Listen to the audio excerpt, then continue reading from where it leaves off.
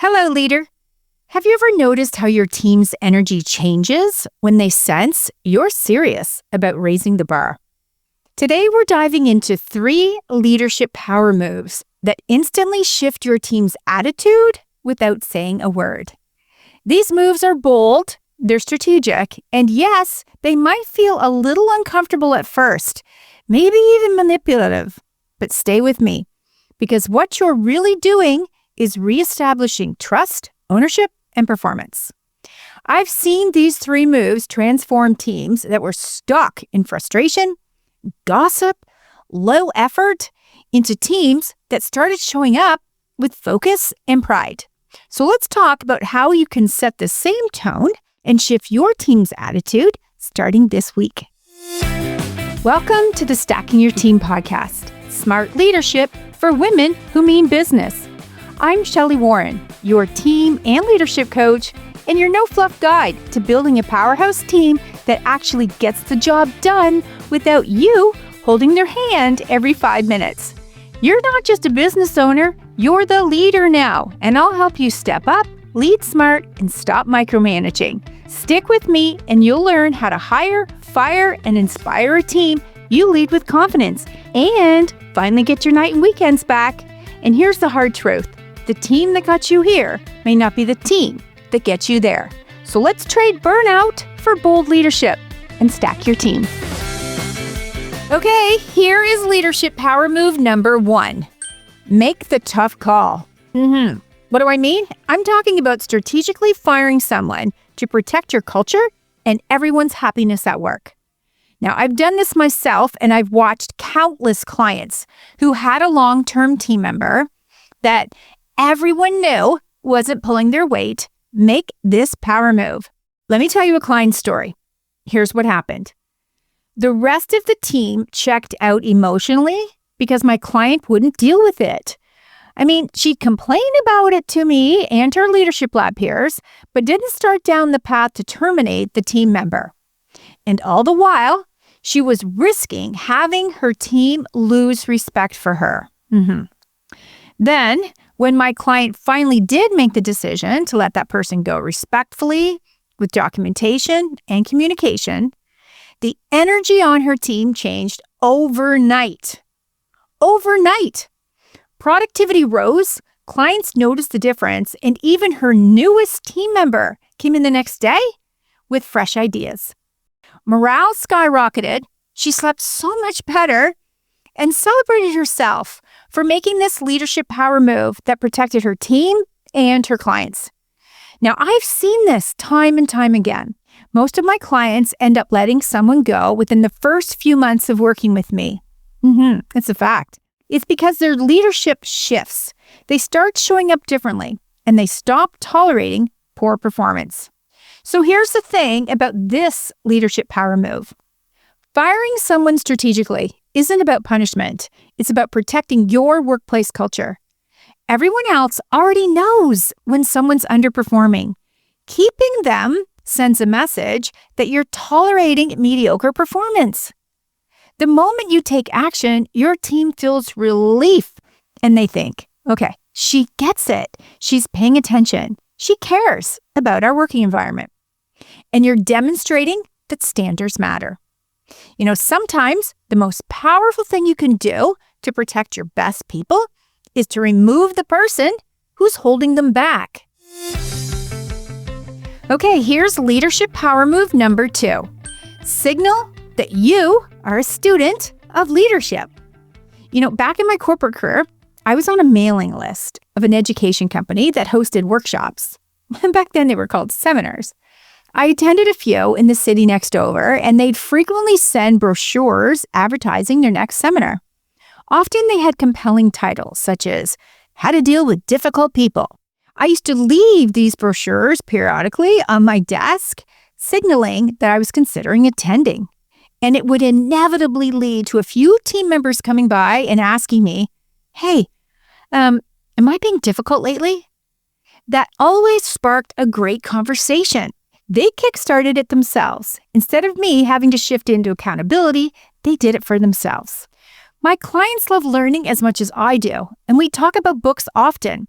Many of them have office libraries, and I encourage them to keep books on their desk, just like I did with the brochures, even if they know that they won't have a chance to actually read it for a while.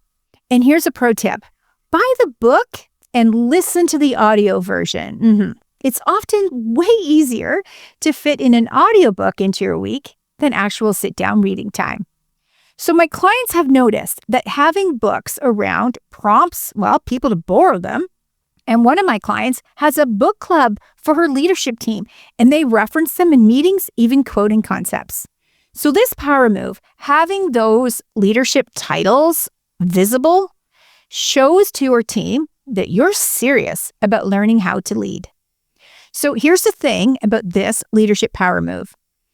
Buying books with provocative, relevant titles signals to everyone that leadership growth is part of your culture and part of who you are and what you expect from everyone on your team.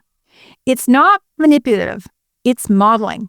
You're demonstrating that leadership is a skill, not a personality trait. And visibility matters. Seeing those books sparks curiosity. It reminds your team that growth is expected at every level, every single level, including your new hires. It's a fact. People will take their cues from what you consume and communicate well, not just what you command. And here's leadership power move number 3. Update your language by asking better questions. One of my clients had a team that was always bringing her problems. She was exhausted from fixing things for everyone.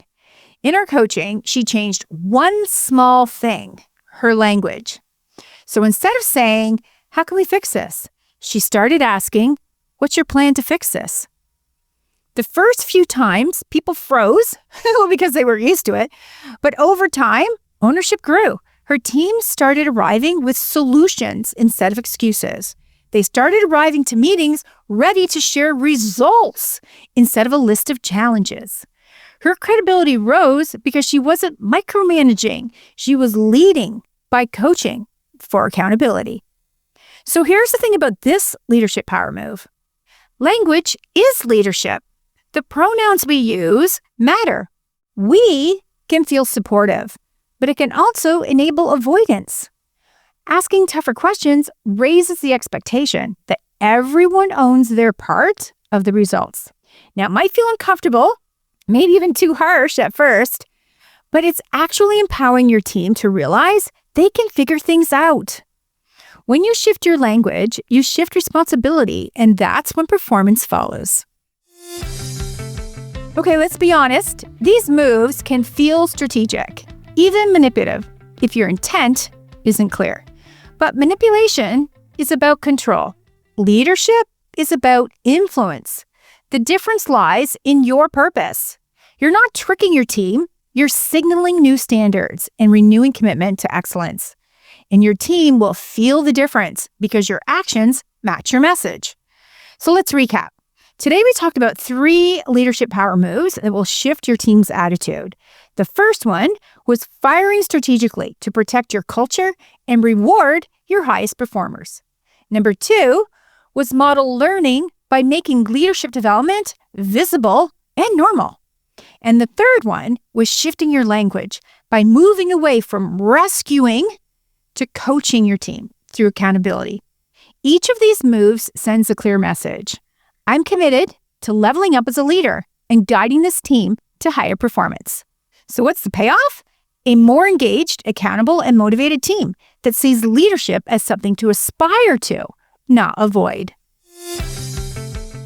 If you're tuning into this podcast, it's likely because you've grown your business, but your team is still depending on you for everything. Every woman in the Leadership Lab starts there too. The Leadership Lab gives you tools, coaching, and accountability to build a team that runs without you. No more hand-holding. You'll go from managing people to leading leaders, so you can focus on your highest valued work that you love doing. Don't go it alone. Join us by visiting stackingyourteam.com. I can't wait to support you. If today's episode helps you see your leadership in a new way, I'd love to hear about it. Come connect with me on Instagram, where I'm at Stacking Your Team, and tell me, What's troubling you about your team right now? And hey, if you're tuning into this podcast because you work somewhere and you want to develop your leadership skills, I invite you to start following our sister company, Thousand Islands Leadership Consulting. Check us out on Instagram or LinkedIn so you can chart your course to the next level of leadership. This is Ellie. Come back next Tuesday. My Mimi will have another episode for you.